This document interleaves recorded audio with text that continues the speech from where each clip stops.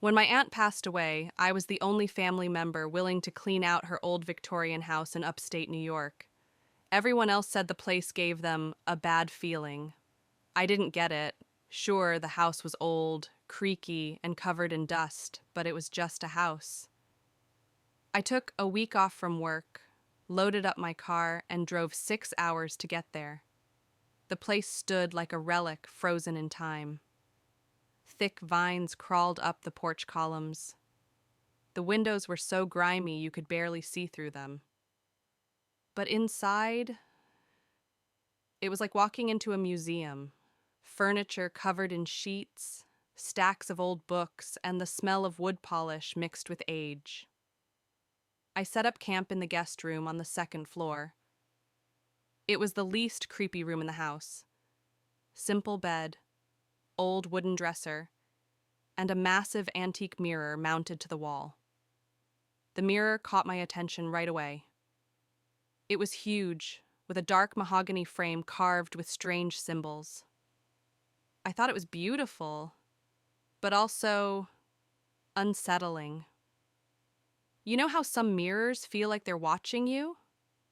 This one felt aware. The first night, I couldn't sleep. The wind kept knocking branches against the window, and every floorboard creaked, like someone was pacing. I chalked it up to the age of the house. But then, around 2 a.m., I rolled over and saw movement in the mirror. Not in the room, just in the mirror. It was like a shadow had passed behind me. But when I turned around, there was no one there. I stared at the glass for a long time.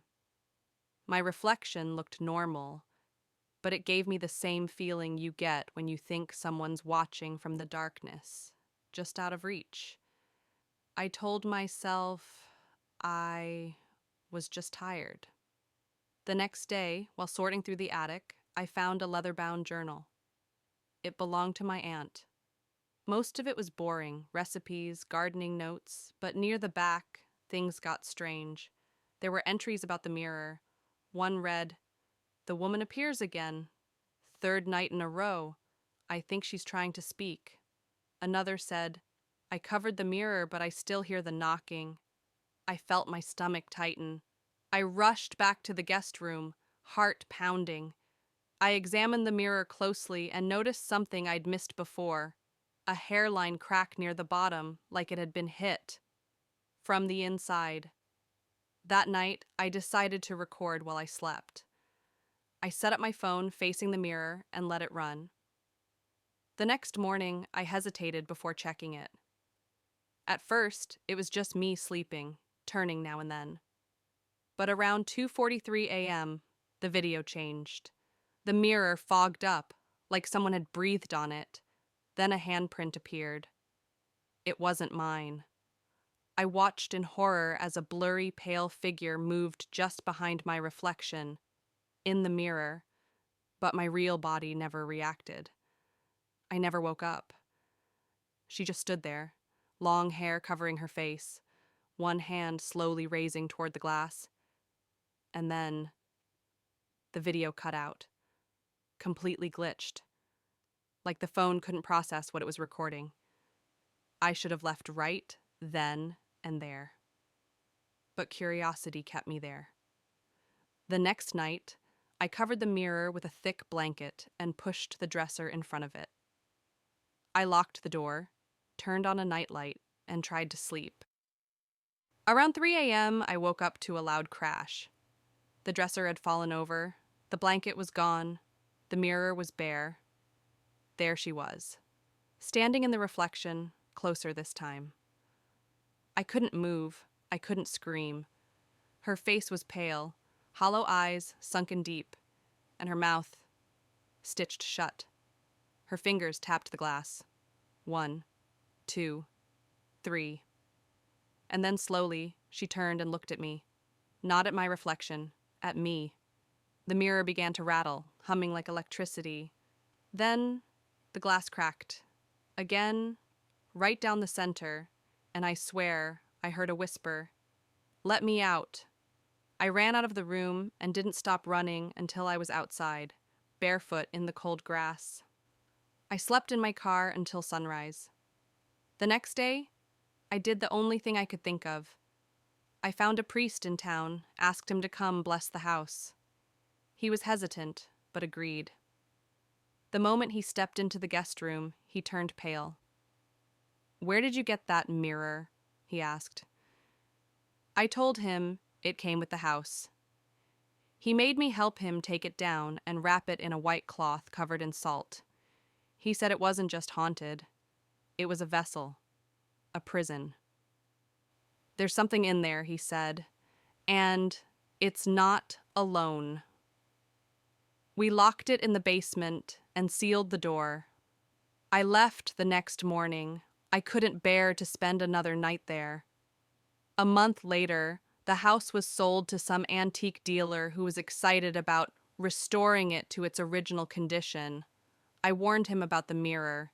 He just laughed and said, "I deal in antiques, not fairy tales." 2 weeks after the sale, I got a call. The new owner was found in the guest room, dead. No sign of struggle, just wide eyes, like he'd died of fear. The mirror was shattered, not broken, shattered from the inside out. No one knows what happened. I do. I haven't looked into a mirror for longer than a few seconds since, and I never sleep in front of one, because some mirrors aren't just glass, they're doors.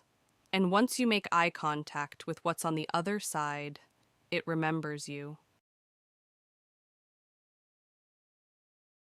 It was supposed to be the perfect weekend, my first time home alone. No siblings, no parents, just me, snacks, and a horror movie marathon. My parents had gone to a wedding upstate and trusted me to watch the house. I was so excited.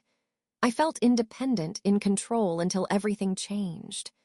I started my night around 10 p.m., curled up on the couch, popcorn in my lap, a scary movie playing way too loud. It was raining outside, and the wind made the windows rattle, but it honestly added to the atmosphere. I loved it. Or at least I thought I did until about halfway through the movie I heard something, just a soft tap behind me. I muted the TV, silence, nothing. I figured it was the house settling. It's old, built in the 60s, so it makes noises all the time.